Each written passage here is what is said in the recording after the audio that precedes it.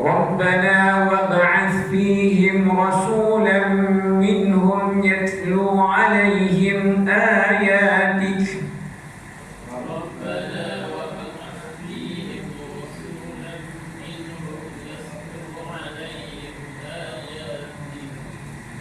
ويعلمهم الكتاب والحكمة ويزكيهم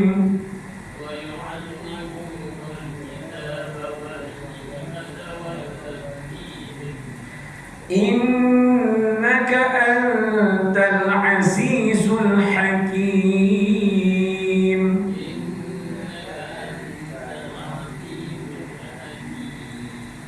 ومن يرغب عن ملة إبراهيم إلا من سفه نفسه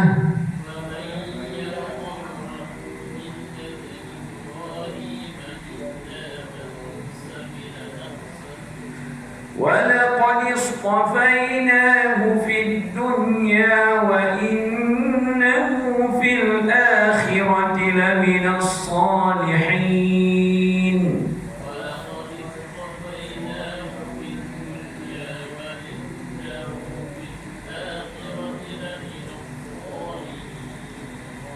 إذ قال له ربه أسلم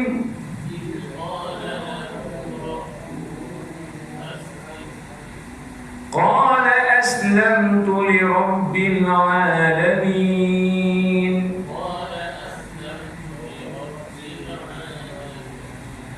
ووصى بها إبراهيم بنيه ويعقوب يا بني إن الله اصطفى لكم الدين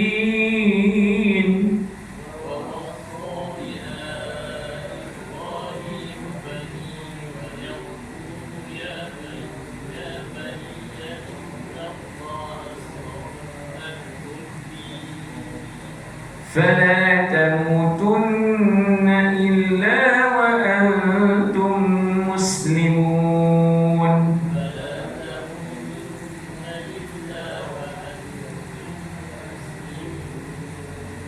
أم كنتم شهداء إذ حضر يعقوب الموت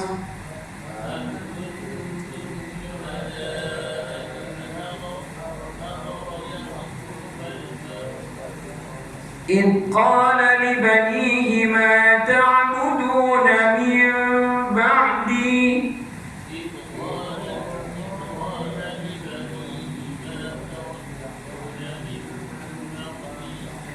قالوا نعبد إلهك وإله آبائك إبراهيم وإسماعيل وإسحاق إلها واحدا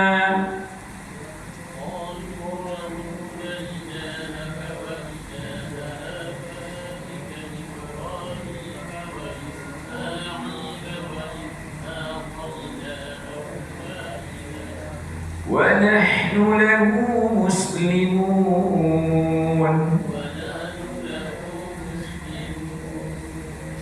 تلك أمة قد خلت لها ما كسبت ولكم ما كسبتم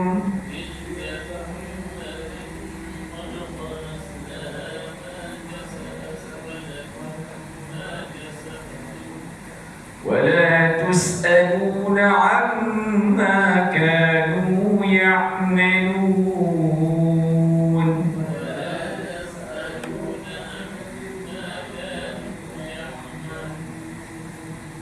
ولا تسألون عما كانوا يعملون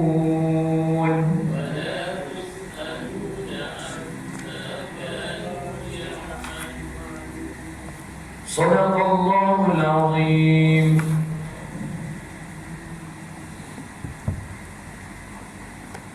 Alhamdulillah, kita syukur banyak pada Allah Subhanahu wa Ta'ala karena pada malam ini dapat kita membaca Quran, dan yang kedua dapat kita mudarasah mudarasatul ilmi. Mudarasatul ilmi tasbihun, kata Ibn Abbas. Berbincang, bermunaqasyah tentang ilmu adalah merupakan tasbih kepada Allah Subhanahu wa taala. Ma'asyiral muslimin rahimakumullah, pada malam ini kita membaca bab yang ketiga, yang ke-48 daripada Riyadhus Shalihin ini, yang dipanggil Babut Tahdhiri min Idza'is Shalihin. Babut Tahdhiri min Idza'i as-Salihin wad-du'afati wal masakin. Babut Tahdhiri min Idza'is Shalihin wad-du'afati wal masakin. Iaitulah satu bab yang mengingatkan kita supaya sentiasa berjaga-jaga, jangan menyakiti orang-orang soleh, jangan menyakiti orang-orang lemah, jangan menyakiti orang-orang miskin. Jadi Riyadhus Shalihin ini bukan sahaja mengajar kita tasbih, tapi pada malam ini kita membaca satu bab yang menyatakan supaya mengingat dan mengancam kita daripada membuat ataupun menyebabkan kesakitan ataupun menyakiti. Mengingatkan kita supaya jangan menyakiti orang-orang soleh, jangan menyakiti orang-orang yang lemah, jangan menyakiti orang-orang yang miskin. Baik, sekali pandang tajuk ni, adakah dia membenarkan kita menyakiti orang yang tidak soleh, menyakiti orang-orang yang kaya, menyakiti orang-orang yang kuat? Tidak. Kalau siapa yang faham macam tu salah. Siapa yang faham macam tu salah. Jadi tak boleh menyakiti orang ni bukan saja dengan sebab dia miskin, bukan saja dengan sebab dia lemah, bukan saja dengan sebab dia tidak soleh. Maksudnya orang-orang yang tidak soleh, orang-orang yang tidak lemah, orang-orang yang kaya tidak juga boleh disakiti. Tetapi kalau kita menyakiti orang-orang yang soleh tadi, kita menyakiti orang-orang yang miskin, kita menyakiti orang-orang yang lemah, dia punya dosa dia lebih besar daripada menyakiti orang-orang yang tidak soleh tadi. Dia orang tak soleh pun tak boleh kita buat tak doa dengan dia. Tapi kalau kita buat tak doa dengan orang soleh, orang tak soleh pun kita tak boleh buat tak doa kat dia.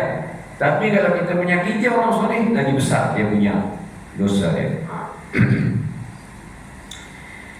Jadi seperti biasa, manhajiyah, metodologi Imam Nawawi ini, dia akan bagi satu bab, kemudian dia akan bawa main, dia akan bawa datang ayat-ayat yang berkaitan dengan bab tu, kemudian hadis-hadis yang berkaitan dengan bab tu. Maka dalam bab mengingatkan kita supaya jangan menyakiti orang-orang yang soleh, jangan menyakiti orang-orang yang soleh. Maka Imam Nawawi membawa datang satu ayat. Qala Allah Ta'ala, walladzina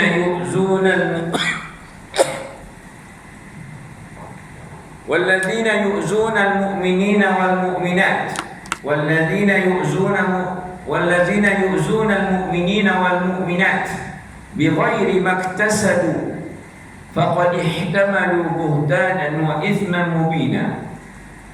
Dan orang-orang yang menyakiti orang mukmin, lelaki dan perempuan, tanpa sebab, tanpa orang mukmin itu melakukan jenayah, tanpa orang mukmin itu melakukan satu dosa, jenayah ataupun kesalahan-kesalahan, faqad ihtamalu buhtanan wa ithman mubina, maka dia telah menanggung satu fitnah, dia telah menanggung satu kesalahan yang jelas. Artinya apa? Orang yang menyakiti orang-orang mukmin yang tak buat salah. Orang yang menyakiti orang mukmin yang tak buat salah, maka dia sebenarnya telah melakukan satu kesalahan yang besar. Telah melakukan kesalahan yang besar. Ini juga sama juga, maksudnya, adakah Ustaz orang yang tak mukmin boleh kita buat jahat kat dia? Tak boleh juga. Dalam ayat ini memang disebut orang mukmin. Tapi adakah orang tak mukmin boleh kita buat jahat kat dia? Tak boleh juga. Tapi kalau kita buat jahat kat orang mukmin, lagi besar dia punya dosa dia berbanding kalau kita buat jahat dekat orang-orang yang tidak mukmin. Tapi bukan kita tak boleh juga buat jahat ke orang yang tidak mukmin itu. Tapi kalau kita buat jahat ke orang mukmin, lagi besar dia punya kesalahan dia, lagi besar dia punya kesalahan dia. Ma'asyiral muslimin rahimakumullah, itu ayat yang pertama yang dibawa datang oleh Imam An-Nawawi. Manakala ayat yang kedua, Imam Nawawi membawa datang fa'ammal yatima fala taqhar wa amma as-sa'ila fala tanhar. Ini dalam surah Ad-Duha, dalam surah Ad-Duha, di mana Allah Ta'ala menyatakan bahawa adapun terhadap anak-anak yatim, janganlah engkau herdik. Janganlah engkau herdik. Adapun terhadap orang yang meminta-minta, jangan engkau caci maki. Jangan engkau caci maki mereka. Anak yatim tidak boleh diherdik-herdik, ditempelak-tempelak. Dia tak ada orang yang bela dia. Anak yatim, kita tak boleh buat tak tentu apa dengan dia, sebab dia memang dah tak ada mak ayah yang membela dia. Kalau anak kita ada orang marah, kita boleh bela. Tapi anak yatim ni, kalau orang marah, orang herdik dia, dia tak ada siapa nak bela dia. Jadi Allah Ta'ala bela dia di sini. Menyebutkan, Allah Ta'ala sebutkan dalam surah Ad-Duha, fa'ammal yatima fala taqhar wa amma as-sa'ila fala tanhar. Pertama, orang anak yatim jangan kita herdik mereka, jangan kita caci maki mereka, jangan kita memarahi mereka. Dan orang-orang yang meminta-minta, jangan kita caci maki ataupun kita bagi kepada apalah hang ni, badan dia sihat tapi tak mau buat kerja, nak minta sedekah. Jangan kita maki-maki orang-orang minta-minta tu, tak boleh kita maki-maki. Jadi orang yang yatim pun tak boleh, orang yang meminta-minta pun tak boleh, maka orang-orang soleh begitu juga tak boleh. Jadi membuat sakit hati seseorang ni bukan kita pukul saja. Kadang-kadang dengan perkataan kita buat sakit hati kat orang ni.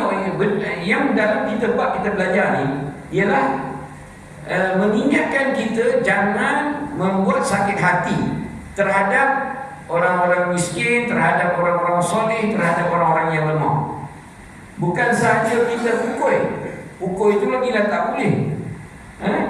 Kita macam caci maki, kita herdik dia, kita umpat dia, ataupun kita kecam dia, ataupun kita sindir dia, tak boleh. Itu merupakan suatu benda yang akan menyakiti hati kita, menyakiti hati orang tu. Jadi dalam bab ni ialah bab jangan menyakiti, bukan menyakiti hati saja, menyakiti badan pun tak boleh, menyakiti hati pun tak boleh. Jadi kita buat sakit pada orang ni memang ada dua jenis. Satu fizikal, satu lagi spiritual, perasaan. Macam kita sindir seorang tu, dia akan terasa. Itu dia punya spiritual, dia akan terasa. Kalau kita pukul, itu dia punya fizikal dia. Jadi tak boleh menyakiti fizikal dan tak boleh juga menyakiti spiritual seseorang itu. Subhanallah. Dalam Riyadhus Shalihin ini kita belajar bukan saja zikir, tapi kita belajar juga adab-adab ni. Ini adab kita bersama orang mukmin. Ustaz teringat bulan lepas ada satu assignment yang Ustaz bagi. Apa dia assignment dia pada bulan lepas? Ada juga, ada beza. Pada bulan lepas ada zikir-zikir, zikir-zikir yang Ustaz ajar tentang zikir-zikir yang perlu kita baca. Ada 2 ayat antaranya 2 ayat daripada surah Al-Baqarah, betul Amanar Rasul sampai kafirin. Ustaz dah suruh baca, siapa yang boleh baca, siapa yang belum boleh baca hafalkan dalam masa sebulan. Jadi siapa yang dah hafal Amanar Rasul, semua orang dah hafal. Okey, amalkan setiap sebelum malam, sebelum tidur Amanar Rasul. Hebat sebenarnya ayat Quran ni. Ayat Quran tuan-tuan, ayat Quran ini adalah kalamullah. Dia adalah kata-kata Allah, Tuhan semesta alam. Kita kena yakin tu, yang kita baca tu ialah kata-kata dia. Amanar Rasul bima unzila ilaihi min rabbih wal mu'minun. Apa kita baca tadi semua kata-kata Allah Subhanahu wa taala. Kita simpan dalam hati kita, kita beramal dengan dia, kita baca selalu. Ini semua kata-kata Allah. Ini yang benar, kata-kata Allah itu daripada malaikat Jibril mendengar sendiri dari Allah Subhanahu wa taala, daripada Jibril mendengar sendiri daripada Allah Subhanahu wa taala, mendengar Al-Quran itu daripada Allah Subhanahu wa taala. Kemudian Jibril bawa datang kepada Nabi, dia ajar kepada Nabi satu ayat. Ini sampai cukup semua 30 juzuk surah itu. Dan Nabi mengajarkan pula pada sahabat. Sahabat-sahabat menulis supaya tak hilang dalam ingatan tadi. Ada sebagian dia tulis, sebahagian daripada dia ingat. Dan sampai ke akhir zaman ada orang yang tulis dan ada orang yang ingat. Dan memang cara dhabtul Quran ini ada 2 cara. Satu cara ialah hafaz, yang kedua tulis. Jadi saling membantu di antara satu. Kalau orang tulis salah, dia ingat pada orang hafaz. Kalau orang hafaz salah, dia tengok balik pada tulisan. Jadi dia ada 2 cara penjagaan Allah ni. Satu hafaz, satu lagi tulis. Jadi apa nama tadi, bahawa Amanar Rasul tu 2 ayat daripada surah Al-Baqarah yang sangat tinggi nilainya, yang sayunya kita hafal dan kita buat amal. Amalnya itu dibaca selalu, terutama sebelum tidur kita baca Amanar Rasul bima unzila ilaihi min rabbih sampai al-kafirin. Jadi itu merupakan assignment pada bulan lepas yang bulan lepas. Baik. Jadi apa yang Ustaz nak katakan pada hari ini, bahawa kita ini diingatkan oleh ayat Quran. Orang-orang miskin, orang-orang yatim tak boleh diherdik. Orang-orang yang meminta-minta tak boleh dicaci maki.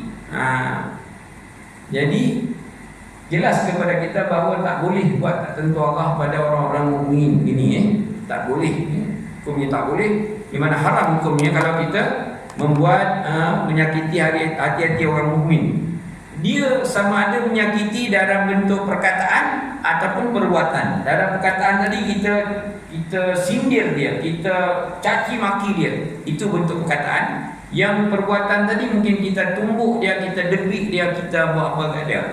Jadi itu pun tak boleh. Itu pun tak boleh. Orang mukmin ini ada hormat dia, ada dia punya daulat dia. Tak boleh buat tak tentu Allah kat depa ni.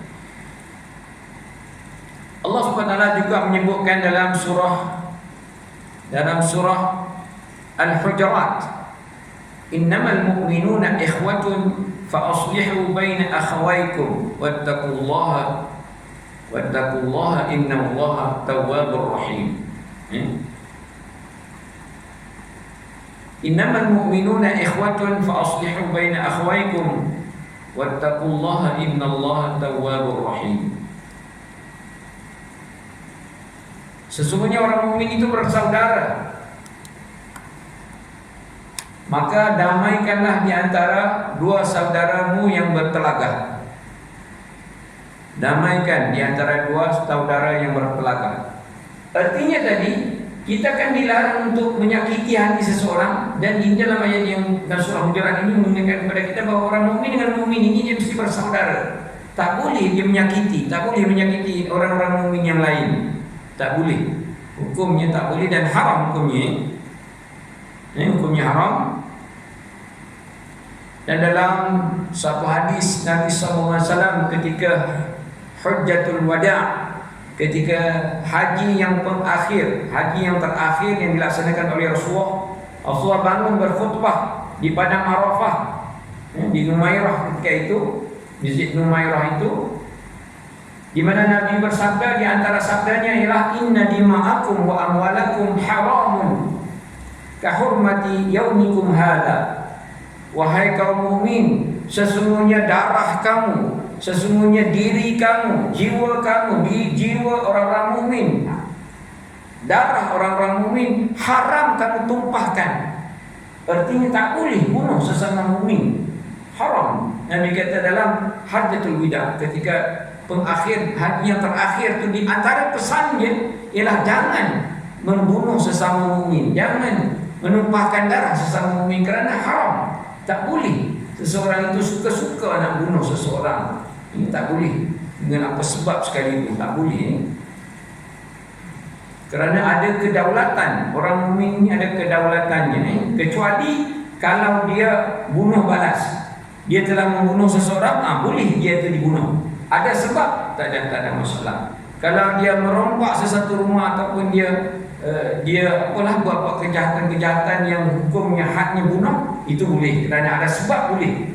Tapi kalau tak ada sebab, adalah haram hukumnya. Baik.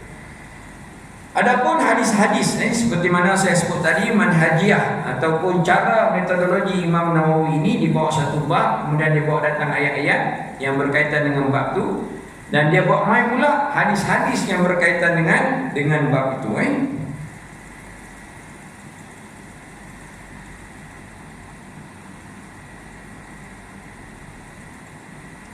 Baik, antaranya ada satu panduan daripada seorang ulama. Ada seorang ulama itu ditanya kepadanya, macam mana aku nak mengubati hatiku yang keras, sifatku yang bengking. Macam mana nak ubah sifat kita yang bengking, bomoh. Macam mana nak ubah sifat kita yang bengking dan bomoh ini? Jadi ulama ini beri dua panduan, dua fatwa, dua petua. Dia kata yang pertama sekali, mengusap kepala anak yatim.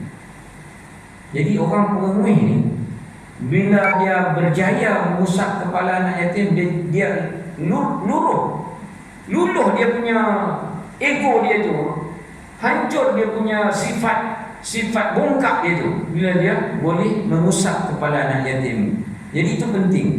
Nabi pun selalu mengusap kepala anak yatim dan diingatkan kepada kita supaya selalu kita memuliakan anak yatim ini. Dan ini ulama ini mengatakan macam mana kita nak menghilangkan ego kita, menghilangkan bongkak kita, menghilangkan